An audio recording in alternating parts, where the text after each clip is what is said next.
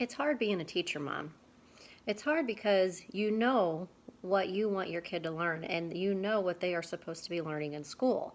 So when it doesn't happen for your child, you're either going to blame the teacher or you're going to blame your child.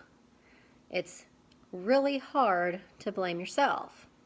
So I have one of those children where it's been a struggle since the beginning. In kindergarten, when I walked in a few weeks after school started to see the work that he has done, all of the students' work were hanging on the wall, and my child's was the one you could not read. Couldn't even make out a single letter. They all ran together on the page. This was a problem. In kindergarten, they told me it's not a big problem. He's just behind because he didn't go to preschool. He'll catch up. It will be fine. In first grade, he was having trouble with spelling. He did have a speech impediment, which we corrected, but he was already behind. And the teacher again said, it's okay. Now that his speech impediment's fixed, he'll catch up. It'll be fine. So then we get to second grade. He switches schools. He gets an IEP because it's still going to be fine now that he has accommodations. As he enters fourth and fifth grade, he's 2 grade levels behind in reading. When he gets to sixth and seventh grade, still 2 grade levels behind. As an outgoing freshman, he is still 2 grade levels behind. He has made progress, but not on grade level. The problem is that students sometimes can't read. It's a problem because they need to be able to read to function in the real world. But the bigger problem is not asking the question, why can't they read? That's the question we need answered. Now, there has been some help in Missouri education with this. DESE set forth the new House bill, which provides that all schools must screen for dyslexia. This is helpful. However, all they require you to do is check a box. They don't ask for that data. They don't need to know what each individual kid tested at, and they let you come up with your own screeners. As a teacher, that's nice, where you're not getting micromanaged. As a mom, it doesn't answer a lot of questions. So, the problem is that now we're asking, why can't my kid read? We're screening to find out why, where the breakdown is, but we still need to know what to do with that data. How do we follow up? And that's where teachers need help.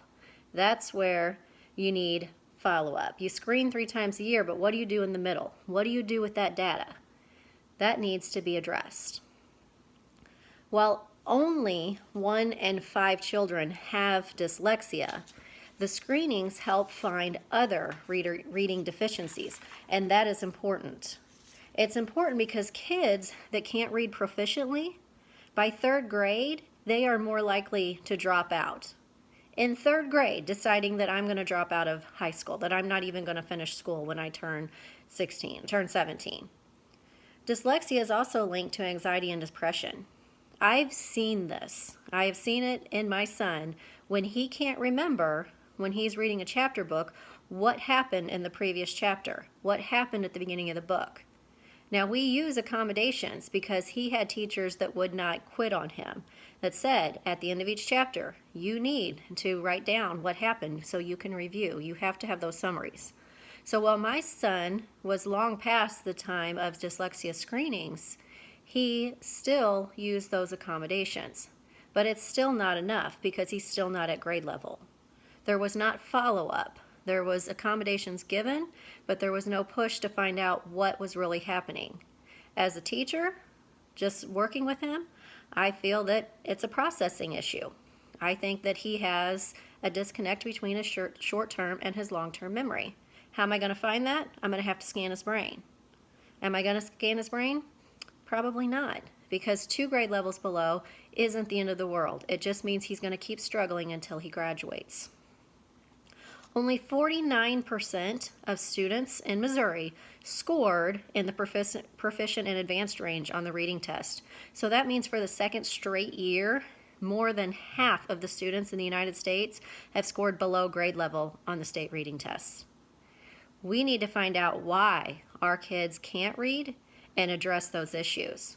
What might be the problem? It could be anything from just starting at the beginning, from phonological awareness, could be the decoding. It might be that they can look at the words, they can understand the words, but their fluency is so far behind that they can't put the ideas together when they can't read fluently. Comprehension has to be the biggest part that people see in middle school, which is what I teach now, and that is what I see. They can read it, but they don't know what they read. So strategies need to be in place for that. It's not just the teacher moms, it's all the parents, it's all the guardians out there that want their children to be successful. So we need to make sure that we are following up. We need to check for growth. We need to understand that it's not okay to just know why, we also have to fix it.